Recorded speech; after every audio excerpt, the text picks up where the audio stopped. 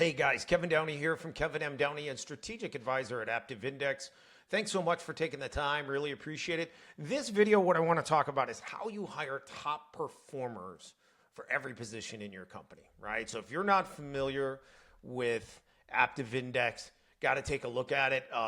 If you don't have a link to try it, it takes 8 to 10 minutes. Okay, it's a psychometric product, but don't let that scare you. It is amazing how accurate it is and what it can tell you, about people you're looking to hire, people in your company. It's absolutely amazing. But if you haven't taken it, let me know. I'll send you a link to take it. Otherwise, there's a link on our website, kevinmdowney.com. It says Take Aptive Index, and you can take it there.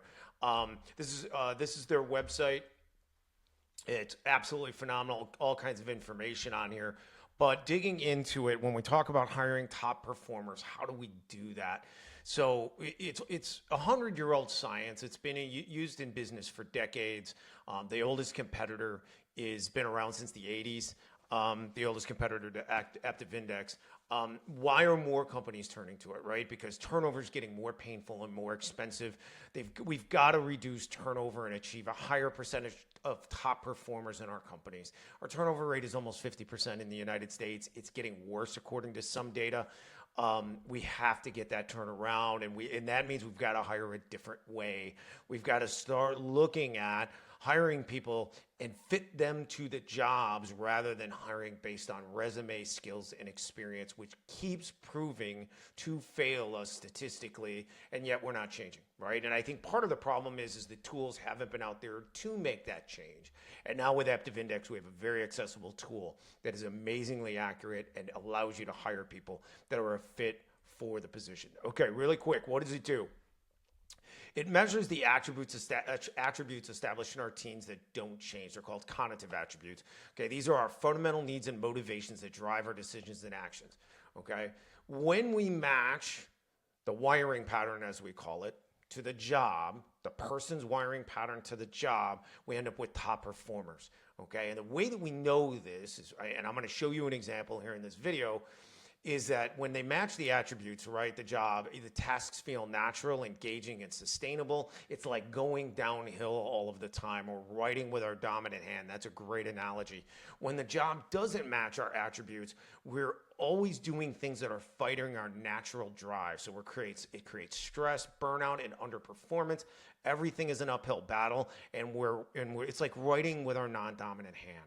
Okay, so we want to match people to the job, the way people are built to the job. Okay, I'm going to show you really quick here. Companies are using it for hiring, they're using it for management, they're using it for self-evaluation. The AI on this thing, which I dig into in other videos, is phenomenal and useful. And I was not a big believer in AI until I really joined Aptive Index, and now I see the power in it. But just to give you an idea of drive-based hiring and what it looks like, so you measure 4 primary drives that make our core profile, and then what we call 4 standalone attributes. Okay, so we've got influence, sociability, consistency, and precision, and then you have emotional resonance, pro-social, intensity, and abstraction.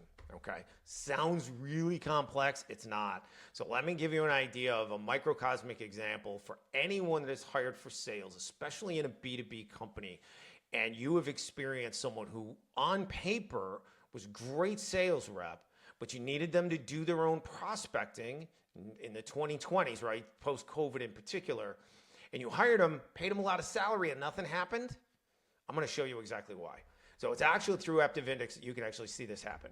So here's our primary look at, this is a hunter sales rep. I've got a bunch of sales models here already built. So I've got hunter, I've got a farmer, and I got a one-call closer, and then I got a BDR and an SDR. Okay, and I'll explain the difference between those in a minute. Okay, hunter sales. We are looking for high intensity, all right, high influence, right? Sociability really isn't that big of a deal. Consistency, precision, they're not going to repeat the same process over and over again, right? That's not how they are built. Okay, they want to have influence, right?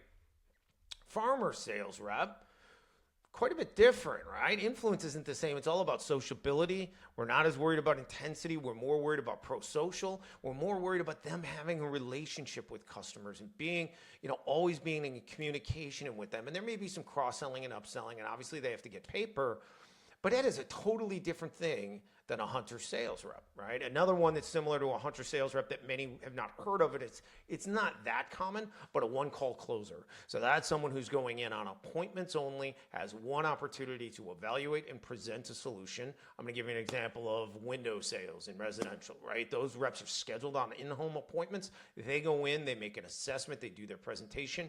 They typically only have one shot at it. Now they might get a second time to go in or a follow-up, a single follow-up, but in general they don't. That is a completely different thing than a farmer sales rep, okay?